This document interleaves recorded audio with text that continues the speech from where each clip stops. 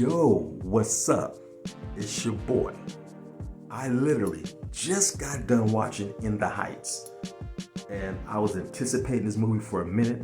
I personally love musicals, and the last really good musical I seen was on Netflix, believe it or not, that Jingle Jangle Christmas movie with Forrest Whitaker. Man, I love that movie. Now, this movie, did it live up to the hype? I think it did. Now, I never seen the Broadway production, and from what I understand, people who seen that are not all that fond of this movie. I don't know. I mean, I never seen the Broadway play, so I can't even imagine how good that was compared to this. I love this movie. But I do know, like, people who read comic books, then they see the film or their favorite comic book hero and it doesn't match, the comic book is always better. So I guess in this case, the Broadway production is probably better than this movie. And the only complaint that I have is that the movie opened up so strong, it never captured that opening. It was like Wonder Woman, 1984. The opening was so strong, after that the movie just kind of tapered off and simmered. This movie did the same thing for me, but it was filled with richness, culture. I loved it, enjoyed it. Now, a lot of people say the runtime, they didn't feel it. Me personally, I felt the runtime.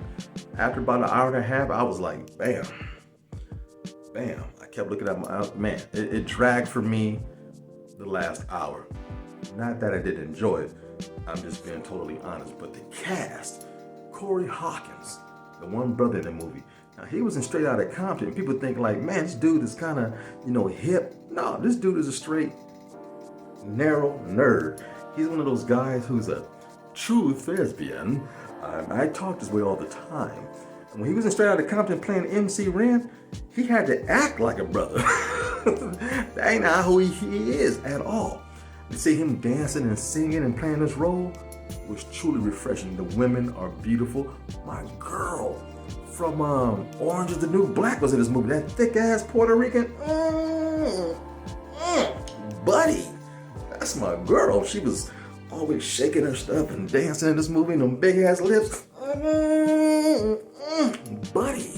But yeah, man, this movie was cool. And the main protagonist, man, I love that dude. He was kind of like discovered by Spike Lee. I don't know if you remember the movie Do the Right Thing. Well, Spike Lee turned around and reinvented it for Netflix.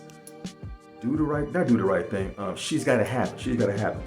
And the character in the original film, played by Spike Lee, the young Hispanic dude played him in the new series that was on Netflix. It was cool. Morris Blackman was played by that dude. So Spike Lee brought this dude up, and look where he's at now. Top of the world. HBO Max, you did the damn thing. And I'm glad this was on HBO Max, because I probably would have had a hard time paying attention if I seen this in theaters. I'm glad I seen it at home where I can, kick back and pause and eat. But you know what? I never paused the movie. I sat through the whole thing with my popcorn and M&Ms and my little orange chicken and rice.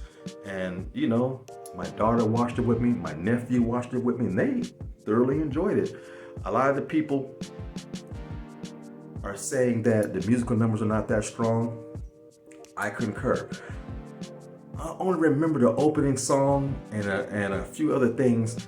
I love the rapping, I love the hip hop, I love the attention to detail. Like in the very beginning, my man walked on that manhole and did like this with his foot and said, did the little scratch. That was cool. When they were dancing on the side of the wall, and like the water from the air conditioning unit was coming out and getting them. Little small details like that, I absolutely love.